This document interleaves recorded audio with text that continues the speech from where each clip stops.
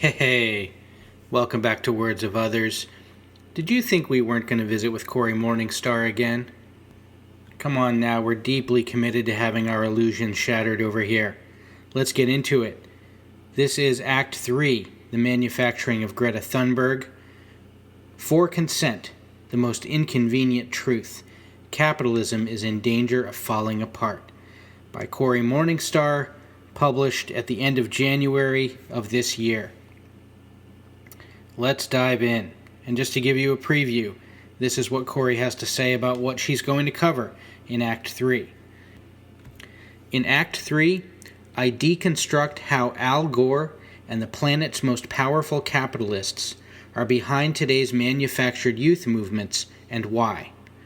I explore the We Don't Have Time Thunberg connections to Our Revolution, the Sanders Institute, This Is Zero Hour, the Sunrise Movement, and the Green New Deal.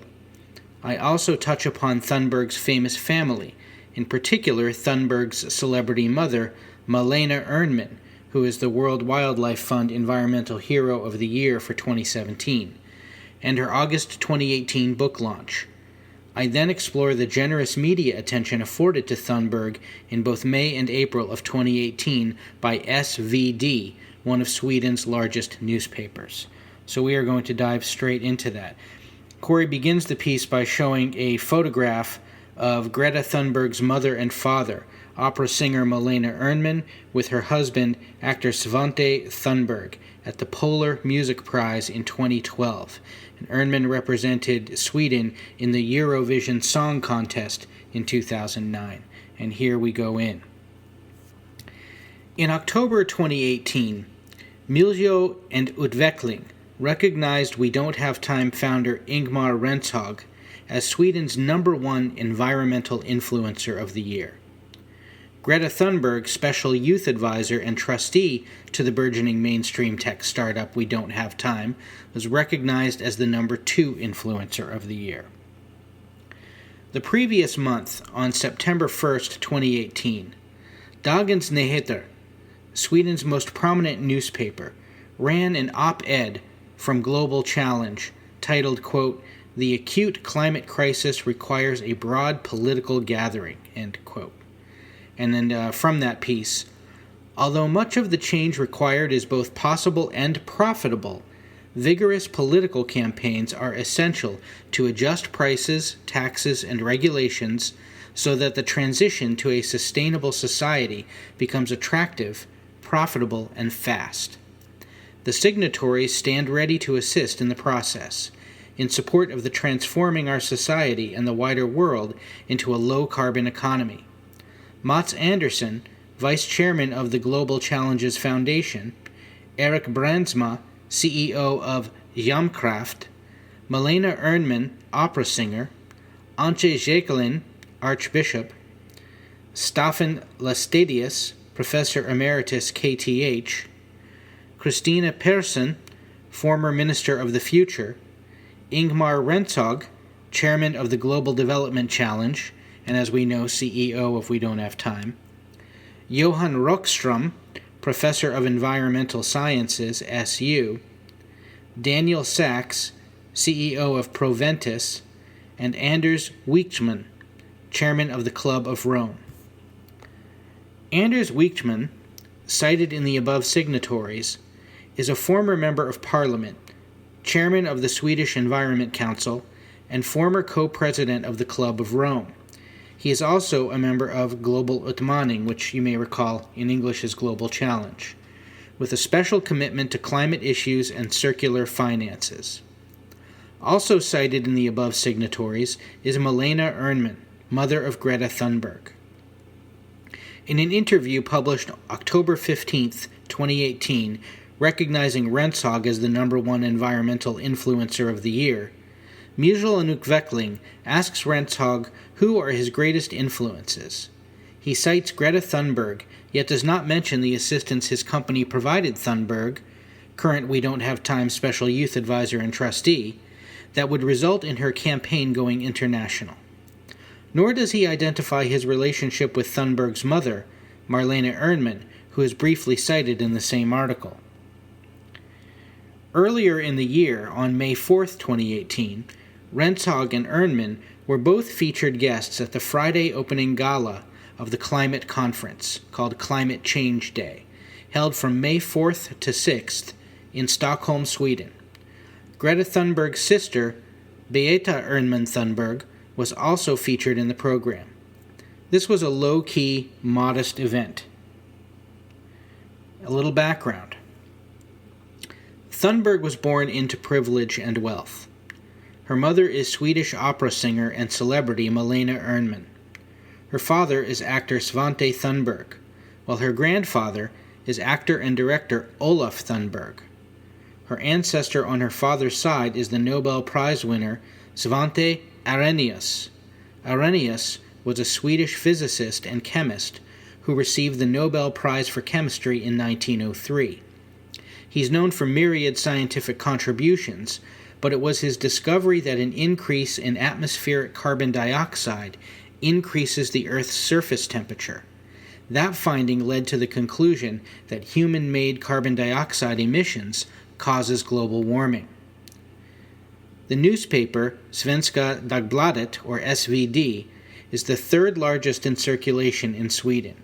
It has been generous in its coverage of both Thunberg and her mother Ernman. On May 30th, 2018, SvD selected Thunberg as one of its winning laureates in the SvD Youth Writing Competition for the Climate. And she has a little photo of that piece from the newspaper. Prior to this, on April 21st, 2018, SvD gave coverage of the family's book that was underway.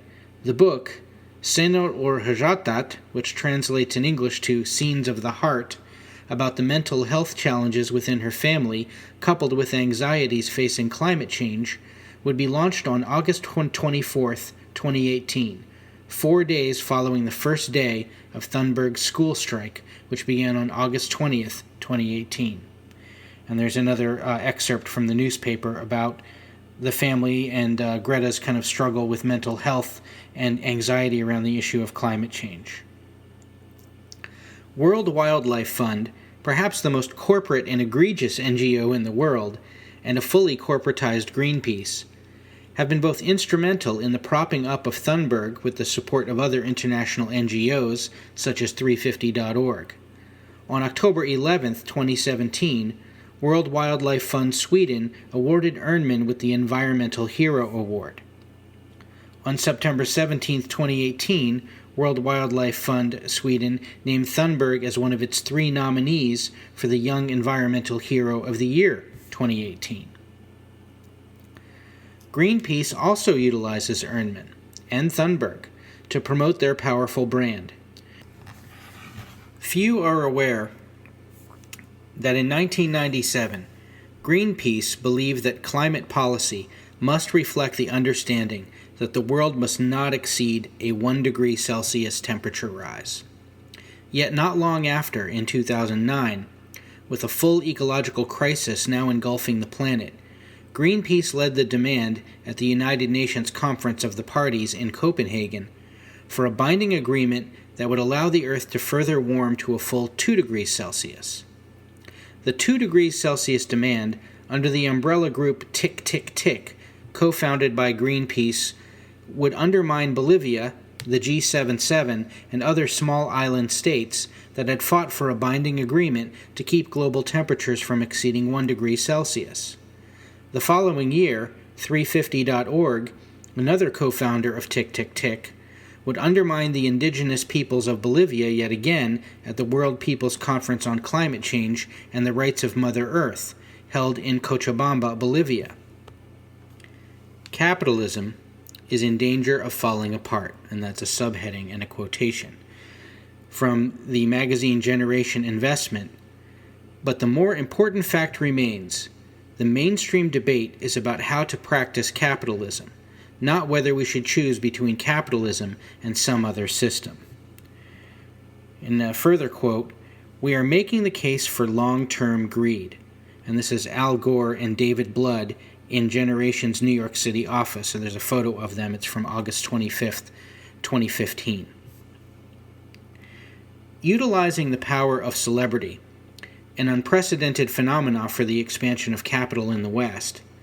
Today's global influencers, such as Thunberg, are fully utilized to create a sense of urgency in regard to the climate crisis. The unspoken reality is they are the very marketing strategy to save capitalism. This is a very inconvenient truth. From the Financial Times, July 27, 2014, quote, "Now is a crucial moment for investors," he continues. "The next 5 to 10 years is the most critical time to accelerate the transition to a low-carbon economy. We think capitalism is in danger of falling apart. As a result, the business, which has been fairly reticent in the past about the mechanics of investing sustainably, is planning to increase its visibility. We need to go all in. We are going to be more aggressive because we have to." And this is from an interview with both Blood and Gore called "Capitalism is in Danger of Falling Apart." Like I said, Financial Times, July 27th, 2014. The September 8th, 2015 article, "David Blood and Al Gore Want to Reach the Next Generation," published by Institutional Investor, disclosed that the California State Teachers Retirement System, the second largest public pension fund in the U.S., with $191 billion in assets, was the first American institutional investor to invest in generation. This was part and parcel of the divestment campaign led by series partner 350.org on behalf of Wall Street and finance. Jack Ains, who is CEO of that retirement fund, also serves on the board of Ceres. The same article sheds light on the driving force behind the environmental NGOs that comprise the nonprofit industrial complex, an interlocking directorate highway that merges the nonprofit industrial complex with the corporate world of finance. And here's a further quote from Institutional Investor, which is an article published after the piece in the Financial Times. So this is from September 8th, 2015. "I would highly recommend people who are looking to divest from carbon take a look at generation," says Larry Schweiger, a longtime conservationist and board member of the Climate Reality Project, a nonprofit founded by Gore to promote education and initiatives about climate change. Schweiger was president and CEO of the National Wildlife Federation from 2004 to 2014. Under his watch, the organization became a generation investor. "It was one of the best performing investments in our portfolio," he says. Generation lists large public sector investors among its clients, such as the aforementioned Teachers Union Public Pension Fund, the $223 billion California Teachers Pension Plan, the $192 billion New York State Pension Plan, and the UK's Environment Agency Retirement Fund.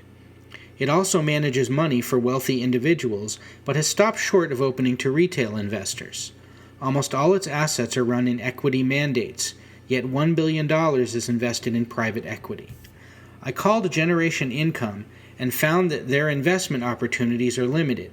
They have 2 investment funds, Global Equity and Asia Equity. The Global Equity Fund is currently closed. There's a multi-year waiting list that is also currently closed. The minimum investment is $1 million, and you need to be super accredited. The fund seems to be targeted at institutional investors, not individuals. The Asia Equity Fund is open, but the same minimum requirements apply. Okay, that's the end of the quotes from that piece from Investor Magazine, Institutional Investor Magazine. Generation Investment board members include eco-luminaries such as Mary Robinson, a former president of Ireland and the founder of the nonprofit Mary Robinson Foundation. Robinson serves as president to Richard Branson's B Team, which is managed by Purpose, the public relations arm of Avaz. And here she has a photo of Al Gore with Richard Branson from February 9th, 2007. And it says, Sir Richard Branson and former Vice President of the U.S. Al Gore pose at the launch of the Virgin Earth Challenge in London. The challenge is for a $25 million science and technology prize for viable products to remove at least 1 billion tons of atmospheric carbon dioxide per year.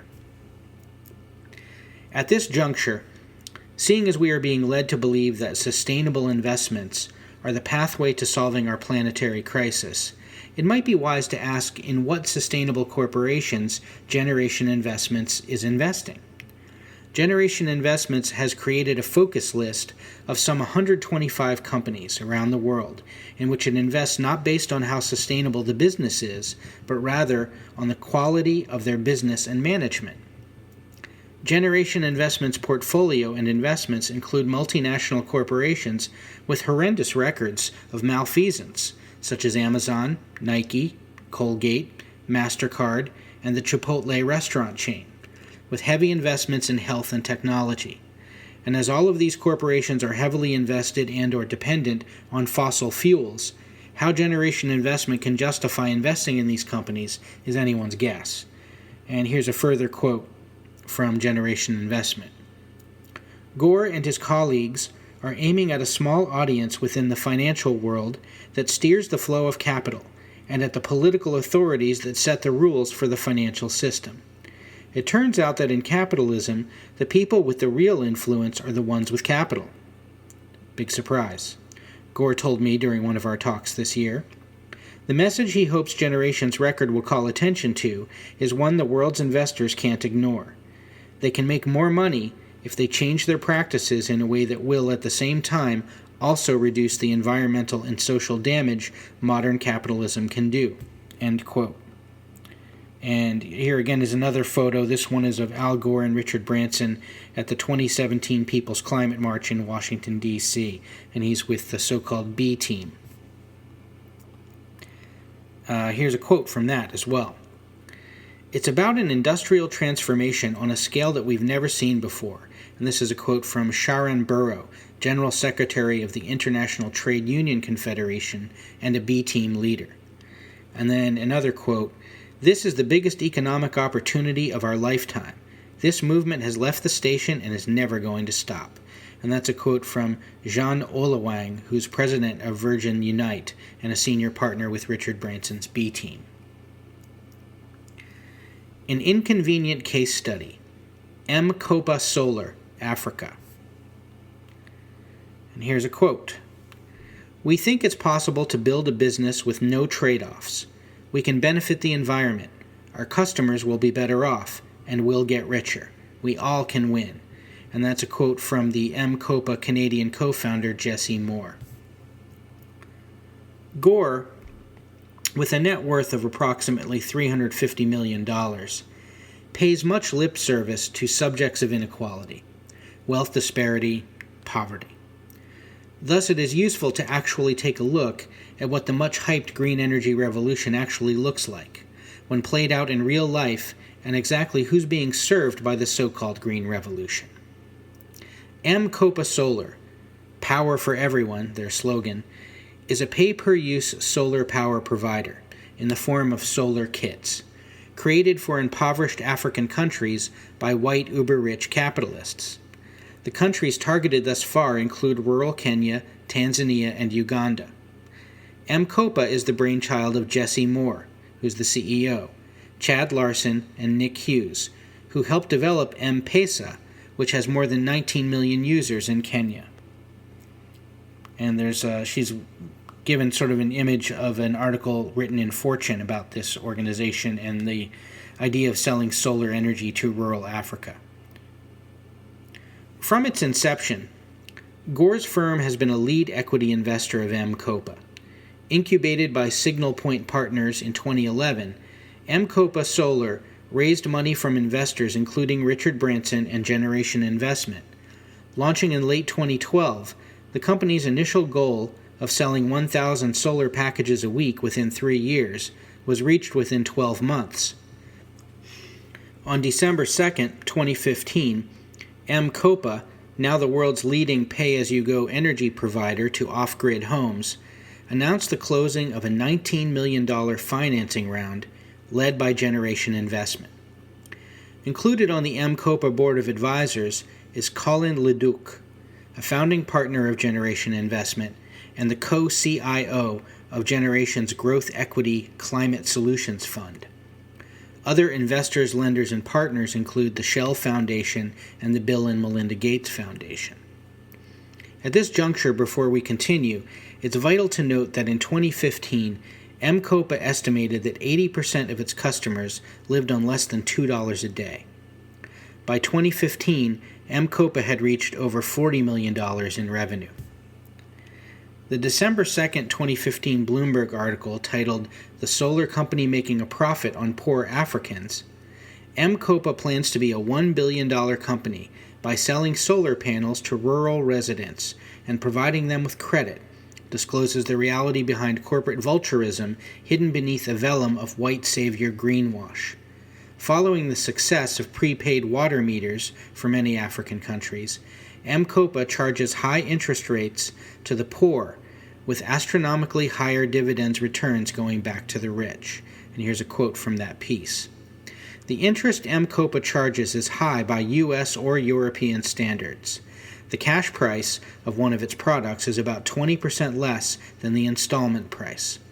But in the markets where the company's working, so far Kenya, Tanzania, and Uganda, the rates are competitive. Traditional microfinance companies typically charge about 20% interest on their loans, and in October, the Kenyan government issued treasury bills that offered investors a 23% annual return. End quote. Upon first glance, a person would assume this business is the selling of solar. Yet this assumption would be a mistake. The product is finance. About a quarter of those who pay off their first purchase move on to others, the company says. This is colonization in a 21st century new form. Colonization via debt made possible by the selling of Western values.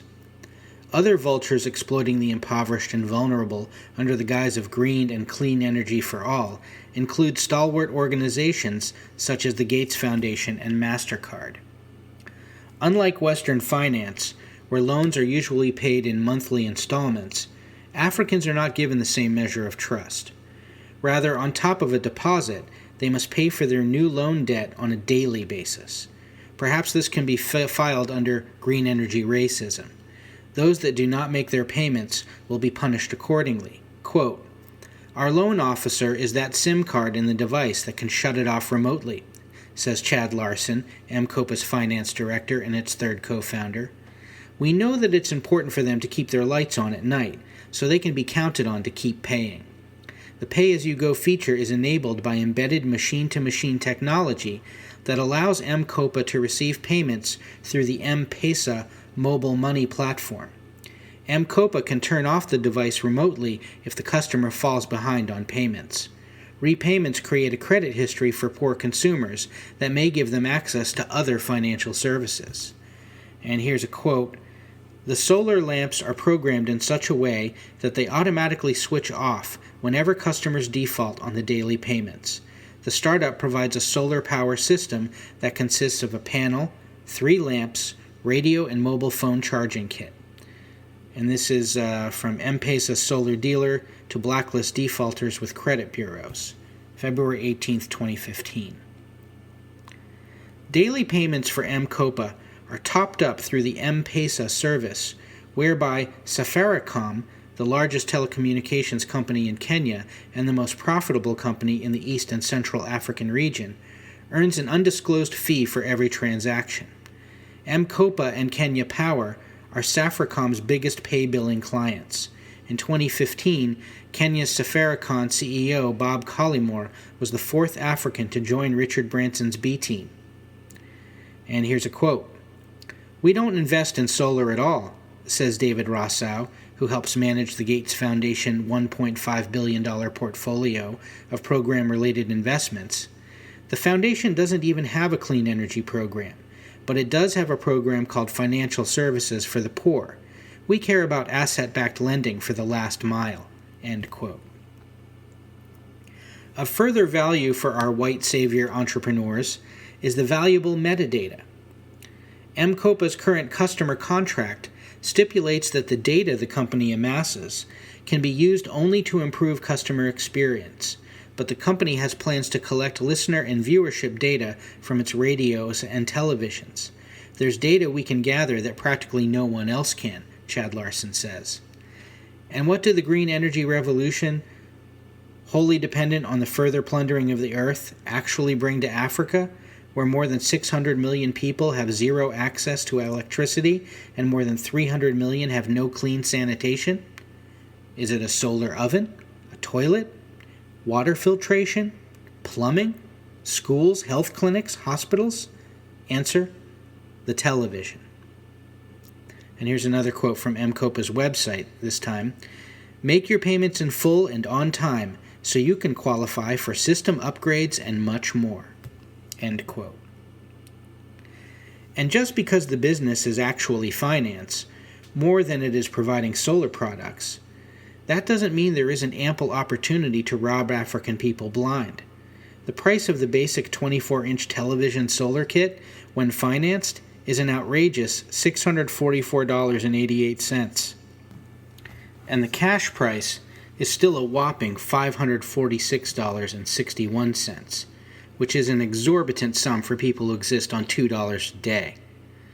Of course, this price only remains so if the daily payments are made each and every day, ensuring no additional interest or penalties accumulate on top of the original loan amount.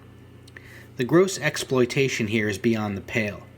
Consider a 30-watt solar package, comparable to the MCOPA package above, can be purchased retail for $158 on Amazon. Likewise, the price of a basic 24-inch LED television is often advertised in the United States and Canada for under $100.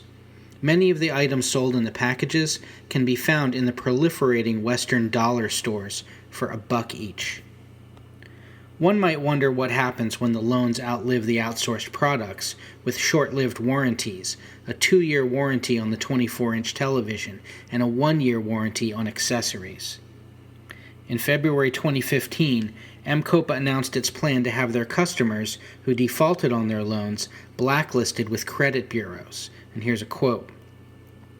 M-Pesa-linked solar dealer MCOPA will from April begin sharing information on loan defaulters with credit reference bureaus to arrest the rising number of non-payers. The firm has issued a notice saying its plans to share information on how customers pay for their MCOPA solar kits in a move that will see defaulters blacklisted by lenders. MCOPA now joins other utility providers such as Kenya Power and Water Service Boards, which have taken to credit reference bureaus to list those who default on paying their bills. End quote. Credit and the perpetual debt that ensues is not the only aspect of the American dream that multinational corporations are bringing to the global South. To be clear, it's not sustainable economies that our corporate overlords pursue. A capitalism that is in trouble must seek out, in order to save itself, new markets. And here's a quote from an article called Banking on the Poor from Stanford Social Innovation Review magazine, summer 2016. The Gates Foundation team saw in MCOPA an opportunity to demonstrate that mobile financial services could help businesses get more such valuable products into the hands of a new market of eager consumers. Poor people. The key was helping MCOPA turn its customer accounts into bankable collateral. Other investors were taking equity positions in the startup. The Gates Foundation instead made a $5 million loan alongside the Commercial Bank of Africa. The thesis: if MCOPA could successfully pay back the loan, local commercial banks would see the payments from pay-as-you-go financing schemes as a reliable revenue stream. That would create a new lendable asset class. End quote. Here we must look at the reality behind the green jobs that MCOPA created. And she put green jobs in quotes. A pivotal selling feature of the so-called green economy, New Green Deal, sustainable development, global goals, and a myriad of other holistic-sounding language that masks reality. What is rarely mentioned, if ever, is the fact that the MCOPA solar panels, televisions, etc. are not made locally. Rather, they're sourced from overseas markets, usually China, although the company has suggested that solar panels may be made locally over the next few years, likely due to the growing animosity from Kenyans. The following information will demonstrate that this will only be the case if Kenyans can be exploited more so than the Chinese. And here they've got a photo in front of the MCOPA company, and it says it's a photo of Chad Larson, co-founder and finance director of M-Kopa Solar, and he poses for a photograph at the headquarters of M-Kopa Solar in Nairobi, Kenya, and this is in July of 2015. In the March 19, 2018 article, Solar Firm M-Kopa Lays Off 450 Staff to Cut Costs, published by Business Daily Africa, the reason for doing so was disclosed in no uncertain terms. Quote, Kenya's mobile phone-based solar kit reseller, M-Kopa Solar, fired 450 workers in its subsidiaries in 4 countries to ease operational costs and boost profitability. M-Kopa co-founder and CEO Jesse Moore said the firm was in a better position to meet its targets and expand solar connections to the next 1 million customers in Kenya, Uganda, and Tanzania offices. This was done to reduce fixed costs and keep us on the path to profitability, which resulted in job reductions across offices in Kenya, Uganda, Tanzania, and the UK, reducing our global headcount by 18%, he said, end quote. An article published by Quartz Africa 4 days prior, on March 15, 2018, was even more to the point, and the quote reads, M-Kopa, the Kenyan pay-per-use solar power provider, is downsizing in a bid to improve its competitiveness, ensure long-term sustainability, and increase returns for investors. And that part is bolded by Cory. This is worth emphasizing. To be clear, this is a profitable increase for investors, with net worths of millions of dollars, made at the expense of firing workers making approximately $2 a day. And here she has another photo. This is from March 15th. M-Kopa secures $100 million from CDC, Financial Development Canada, CIO East Africa Jesse Moore, co-founder and CEO of M-Kopa, and Paul Lamontagne, managing director of Financial Development Canada, during a customer site visit in Nyong, which is, I believe, in Kenya. Immediately following the sacking of African M-Kopa employees, along with outsourcing, Generation Investment put up more funding.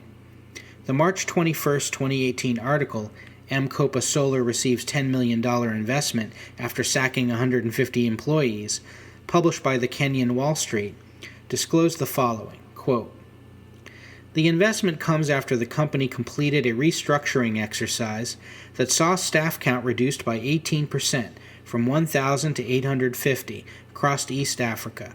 As we reported last week, about 78 developers were fired and their work has now been outsourced to a foreign company called Applicita that is owned by the company's new CTO. According to the CEO Jesse Moore, the restructuring process has been driven by the need to increase its competitiveness, enhance long-term sustainability, and boost investors' returns. The financial development investment was led by CDC Group, an investor that had formerly pumped $7 million into the company, and includes follow-on investments by Generation Investment and LGT Venture Philanthropy. The two firms are current M-Kopa shareholders. The white colonization that continues to proliferate was not lost on Kenyan Wall Street, which noted, quote, the company continues to raise eyebrows over its status as a Kenyan startup, since its senior management is mostly composed of foreigners. What's more, the matter of sacking local employees to outsource its operations to a foreign company will not go forgotten. End quote. The gathering and nurturing of foundation-funded pragmatism. As disclosed in Act 1 of this series, the very first people tagged in the initial Thunberg school strike tweet by We Don't Have Time founder Ingmar Rentzhog were the following 5 Twitter users: Greta Thunberg, This Is 0 Hours Jamie Margolin, the teenage founder of that organization, Al Gore's Climate Reality Project, and the People's Climate Strike. The first tweets from any given NGO Twitter accounts are important, as they often reveal exactly for what purpose and action the account was created for. In this particular instance, the very first tweet from the People's Climate Strike account contained the hashtag #FloodTheSystem. This hashtag was devised to promote the action named Flood Wall Street, which took place on September 28, 2015, leading up to the Second People's Climate March on November 29, 2015. In 2015, the first NGOs to start using the Flood the System hashtag were This Changes Everything on May 6, 2015, and that's an NGO of Naomi Klein, who's also a 350.org board member. AccuWorld, which used the hashtag on May 12, 2015, with the quote, "Something big is coming this fall," and this was also retweeted by Rising Tide North America. And then on May 13, 2015, it was used by Sharon Vardatira, who is of Meridian Consulting. And then on May 20th, 2015, it was actually used by Occupy Wall Street. The strategy behind devising different social media accounts affiliated with hashtags, campaigns, and NGO-manufactured movements is that one will catch fire. Such is the case with the Climate Strike Twitter account, which is called Climate Strike Global Climate Convergence, that was largely abandoned by 2017, and the hashtag EarthStrike, which largely failed to catch fire thus far, to this very recent climate strike as a hashtag that has struck gold with the public psyche. And here she's embedded a tweet from Al Gore sent on June 28th, 2018, and it says, "Had a great conversation with Patrick Alexander, Vix Bowen, L.S. Chops, and Paola Fiore on the origins of climate reality and their personal experiences as climate reality leaders. Keep up the great work as you continue to hashtag lead on climate." The 15-year-old girl tweet was then retweeted by Paola Fiore, founder and CEO of Inconvenient Sustainable Management and Communications Consulting.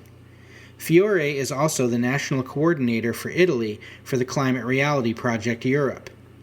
Affiliations, memberships, and partnerships of Fiore's firm include, but are not limited to, the Association for Coaching, Eco Community, United Planet Faith and Science Initiative, which is Archbishop Desmond Tutu is a founding member of that, 2 Degrees, which is funded by the European Commission, and the International Coach Federation.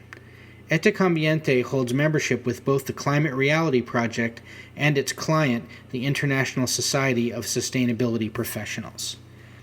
And here she's shown a tweet from Greta Thunberg from a little over a year ago, thanking Al Gore for being a true pioneer. And it's a picture of her with Al Gore. The first follows selected from any given NGO Twitter accounts are also important, as they often reveal who created the account, or those closest affiliated with the project. In this instance, the first 2 follows for the People's Climate Strike Twitter account, which was created in June 2015, are Sherry Hunkala and the Poor People's Economic Human Rights Campaign, founded by Hunkala. Hunkala was the Our Revolution endorsed candidate for Pennsylvania State Representative in 2017. With the formation of boards announced on August 29, 2016, the 2018 Our Revolution winning candidates included Bernie Sanders and Alexandria Ocasio-Cortez. On September 18, 2018, Our Revolution and the Progressive Democrats of America announced a formal partnership established by both of the organization's national boards. Progressive Democrats of America is a grassroots political action committee founded in 2004 to transform the Democratic Party and U.S. politics by electing progressives to federal office. The Progressive Democrats of America National Advisory Board includes members of U.S. Congress, documentary filmmaker Michael Moore, commentator Tom Hartman, Medea Benjamin of Code Pink, and others of high liberal status. Recently, a new institute was launched which has partnered with Our Revolution. It's called the Sanders Institute, and its mission is to revitalize democracy. The inaugural conference, the Sanders Institute Gathering, took place in Burlington, Vermont from November 29th to December 1st, 2018. The invite-only event included the creme de la creme of the liberal political establishment, including Bernie Sanders, who delivered the keynote, 350.org board member Naomi Klein, and 350.org founder Bill McKibben, who's also a Sanders Institute Fellow, who both spoke on the New Green Deal, Jeffrey Sachs, also of the Sanders Institute in some respects, he's a fellow. Cornel West, who's also a Sanders Institute fellow. New York Mayor Bill de Blasio. Nina Turner, who then was the Ohio State Senator and is now the current president of our revolution. Ben Cohen of Ben & Jerry's, and U.S. Representative Tulsi Gabbard, who is also a Sanders Institute fellow.